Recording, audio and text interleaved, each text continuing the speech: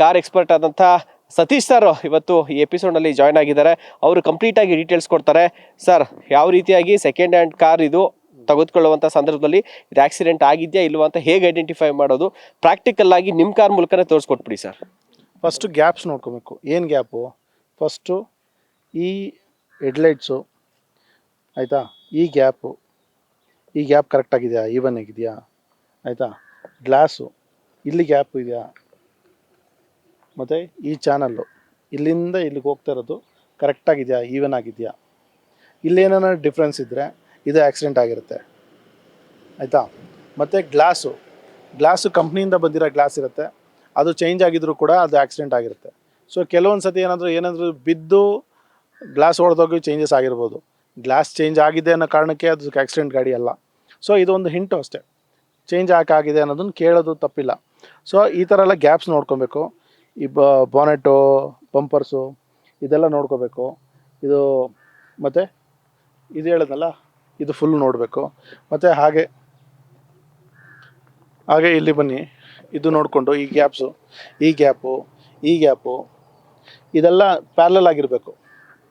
ಇದು ಆಲ್ಮೋಸ್ಟ್ ಏನಂದರೆ ಒಂದು 5 mm ಗ್ಯಾಪ್ ಇದ್ದರೆ 5 mm ಗ್ಯಾಪ್ ಹಂಗೆ ಕಂಟಿನ್ಯೂಸ್ ಆಗಿ ಹಂಗೆ ಇರಬೇಕು ಫುಲ್ಲು.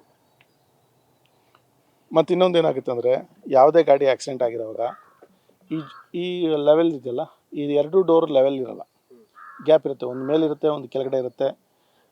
ಮತ್ತು ಇದು ಅಷ್ಟೇ, ಇದು ಸರ್ಫೇಸು ನೀಟಾಗಿರಲ್ಲ. ಇದು ಒಂದು ಮೇಲಿದ್ದರೆ ಇಲ್ಲ, ಇದು ಕೆಳಗಡೆ ಇರುತ್ತೆ, ಇದು ಕೆಳಗಡೆ ಇದ್ದರೆ ಇದು ಮೇಲ್ಗಡೆ ಇರುತ್ತೆ. ಯಾವುದು ಡೋರ್ಸು ಕರೆಕ್ಟಾಗಿ ಕೂತಿರಲ್ಲ, ಪೇಂಟ್ ಆಗಿರುತ್ತೆ. ಏನಕ್ಕೆ ಫ್ರೆಶ್ ಆಗಿ ಪೇಂಟ್ ಆಗಿದೆ ಅದು ತಿಳ್ಕೊಬೇಕು. ಫ್ರೆಶ್ ಆಗಿ ಪೇಂಟ್ ಆಗಿದೆ ಅಂದರೆ ಏನೋ ಒಂದು ಟಚ್ ಆಗಿರುತ್ತೆ, ಪೇಂಟ್ ಆಗಿರುತ್ತೆ.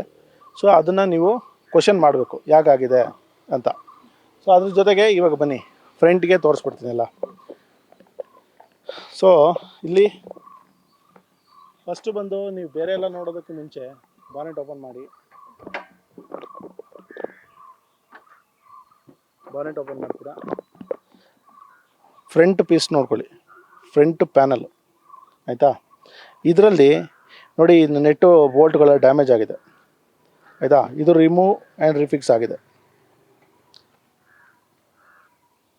ನೋಡಿ, ಇಲ್ಲಿ ರಿಮೂವ್ ರಿಫಿಕ್ಸ್ ಆಗಿದೆ, ಇದೆಲ್ಲ ಚೇಂಜ್ ಆಗಿದೆ, ಆಯಿತಾ.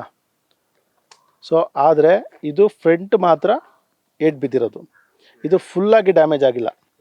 ಫುಲ್ಲಾಗಿ ಡ್ಯಾಮೇಜ್ ಆಗಿದ್ದರೆ ಇದು ಏಪ್ರಾನ್ ಅಂತ ಹೇಳ್ತೀವಿ ನಾವು. ಇದು ಕಂಪ್ಲೀಟ್ ಏಪ್ರಾನ್ ಪೀಸು. ಇದು ನೋಡಿ, ಎಲ್ಲೂ ಕೂಡ ಈ ರಿವಿಟು ಮಿಸ್ ಆಗಿಲ್ಲ. ಇದು ಕಂಪ್ನಿಯಿಂದ ಏನು ಬಂದಿದೆ ಹಾಗೆ ಇದೆ, ಇಲ್ಲೆಲ್ಲೂ ಪೇಂಟ್ ಆಗಿಲ್ಲ, ಆಯಿತಾ. ಇದು ಮೇಜರು. ಗಾಡಿಯಲ್ಲಿ ಮೇನ್ ನೋಡಬೇಕಾಗಿದ್ದು ನೀವು ಏಪ್ರಾನ್ನ ಅದಕ್ಕೆ ಒರಿಜಿನಲ್ ಇರಬೇಕು. ಇದೇನನ್ನ ಚೇಂಜ್ ಆಯಿತು ಅಂದರೆ ಅಲೈನ್ಮೆಂಟ್ ಹೊಟ್ಟೋಗುತ್ತೆ. ಅಲೈನ್ಮೆಂಟ್ ಮತ್ತೆ ಯಾವುದೇ ಕಾರಣಕ್ಕೂ ಅವ್ರು ಎಲ್ಲೇ ರೆಡಿ ಮಾಡಿದ್ರು ಕೂಡ ಅದು ಬರೋಲ್ಲ, ಅದು ಸ್ಕ್ರ್ಯಾಪೇ. ಅಂತಾದರೆ ಕಂಪ್ನಿಲಿ ಏನು ಮಾಡ್ತಾರೆ ಅಂದರೆ ಇನ್ಶೂರೆನ್ಸ್ ಕ್ಲೇಮ್ ಮಾಡಿ ಮಾಡಿಕೊಡ್ತಾರೆ, ಅದು ಟೈಮಿಂಗ್ ಓಕೆ.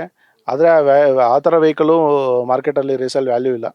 ಒಂದು ಸತಿ ಏಪ್ರಾನ್ ಚೇಂಜ್ ಆಯಿತು ಅಂದರೆ ಯಾರು ಅದನ್ನು ತೊಗೊಳಕ್ಕೂ ಮುಂದೆ ಬರೋಲ್ಲ. ಸೊ ಆ ಥರ ಗಾಡಿ ತೊಗೊಂಡ್ರೆ ನೀವು ಸಫರ್ ಮಾಡ್ತೀರಾ. ಮತ್ತು ಇಂಜಿನ್ ಓಪನ್ ಆಗಿದೆ ಅಂತ ನೋಡ್ಕೋಬೇಕು. ಇಂಜಿನ್ ಓಪನ್ ಆಗಿರೋದು ಏನಂತಂದರೆ, ಕೆಲವು ಇಂಜಿನ್ ಬೆಡ್ಡಿಂಗು, ಆಯಿತಾ, ಇಂಜಿನ್ ಬೆಡ್ಡಿಂಗು ಬೋಲ್ಟ್ಸ್ಗಳು ಡ್ಯಾಮೇಜ್ ಆಗಿದೆ ಕಾರ್ನರಲ್ಲಿ ಅಂತ ನೋಡಬೇಕು. ಆಮೇಲೆ ಕೆಲವು ಇಂಜಿನಿಗೆ ಸಂಬಂಧಪಟ್ಟಿದ್ದ ಬೋಲ್ಟ್ಸ್ಗಳು ಯಾವುದೆಲ್ಲ ಡ್ಯಾಮೇಜ್ ಆಗಿದೆ, ಆಯಿಲ್ ಲೀಕ್ ಇದೆ ಅಂತ ನೋಡಬೇಕು.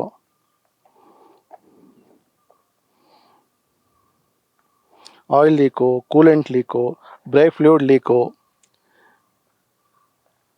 ಆಮೇಲೆ ವೈರಿಂಗ್ ಡ್ಯಾಮೇಜಸ್ಸು, ವೈರಿಂಗ್ ಏನಾದರೂ ಡ್ಯಾಮೇಜಸ್ ಆಗಿದೆ ಅಂತ ನೋಡ್ಕೋಬೇಕು. ಇದು ಕಂಡೆನ್ಸರು ಇದೇನಾದ್ರು ಡ್ಯಾಮೇಜ್ ಆಗಿದೆಯಾ ಇದನ್ನು ನೋಡಬೇಕಾಗತ್ತೆ. ಸೊ ಇದೆಲ್ಲ ಪಾರ್ಟ್ಗಳು ನೋಡಬೇಕು, ಆಯಿತಾ. ಈ ಬಾನೆಟು ನೋಡಿ, ಇದು ಬಾನೆಟು, ಇದು ರಿಮೂವ್ ಆ್ಯಂಡ್ ರಿಫಿಕ್ಸ್ ಆಗಿದೆ, ಆಯಿತಾ. ಅದೇ ಎಡ್ಜು ಹೋಗಿರೋದ್ರಿಂದ ಇದು ರಿಮೂವ್ ರಿಫಿಕ್ಸ್ ಆಗಿದೆ. ಈ ಥರ ಎಲ್ಲ ಕೆಲವು ಪಾರ್ಟ್ಸ್ಗಳಿರುತ್ತೆ. ಇದನ್ನು ನೋಡಿಕೊಂಡು, ಇದು ಆ್ಯಕ್ಚುಲಿ ಇದರಲ್ಲೇನಾದರೂ ಮೇಜರ್ ಇಶ್ಯೂಸ್ ಇದೆ, ನಿಮ್ಗೆ ಅನ್ನೀವನ್ ಕಾಣಿಸ್ತಾ ಇದೆ, ಇದರಲ್ಲೇನೋ ಡೌಟ್ ಇದೆ ಅಂತಂದಾಗ ಮಾತ್ರ ಇದು ಪ್ರಾಬ್ಲಮ್ ಇರೋ ವೆಹಿಕಲು, ಇದನ್ನು ಟಚ್ ಮಾಡೋಕ್ಕೆ ಹೋಗ್ಬಾರ್ದು. ಇಲ್ಲ ಫ್ರಂಟ್ ಮಾತ್ರ ಡ್ಯಾಮೇಜಸ್ ಇದೆ, ಇದೆಲ್ಲ ಸಣ್ಣ ಪುಟ್ಟ ಬಂಪರು ಗ್ರಿಲ್ಲು ಮತ್ತು ಇದೆಲ್ಲ ಚೇಂಜ್ ಆಗೋದು ಕಾಮನ್ನು. ಸೊ ಅದರಲ್ಲೇನು ತೊಂದರೆ ಇಲ್ಲ. ಇಲ್ಲ ಫೆಂಡರ್ ಒಂದು ಚೇಂಜ್ ಆಗಿದೆ ಅಂದರೆ ಅದು ಕಾಮನ್ನು. ಯಾಕೆಂದರೆ ಬೆಂಗಳೂರಲ್ಲಿ ಓಡಾಡೋ ಗಾಡಿಗಳಂತಂದರೆ ಆಲ್ಮೋಸ್ಟು ಎಲ್ಲ ಟಚ್ ಆಗಿರುತ್ತೆ, ಪೇಂಟ್ ಆಗಿರುತ್ತೆ, ರೆಡಿ ಆಗೇ ಆಗುತ್ತೆ. ಡೋರ್ಗಳು ಅಷ್ಟೇ, ಟಚ್ ಆಗುತ್ತೆ, ಪೇಂಟ್ ಆಗುತ್ತೆ, ರೆಡಿ ಆಗುತ್ತೆ. ಸೊ ಅದರಲ್ಲೆಲ್ಲ ಏನು ಇಶ್ಯೂಸ್ ಇಲ್ಲ. ಅಂದರೆ ಮೇಜರ್ ನಾವು ಹೇಳೋದು ಈ ಥರ ಆಕ್ಸಿಡೆಂಟ್ ಆಗಿರ್ಬೋದು.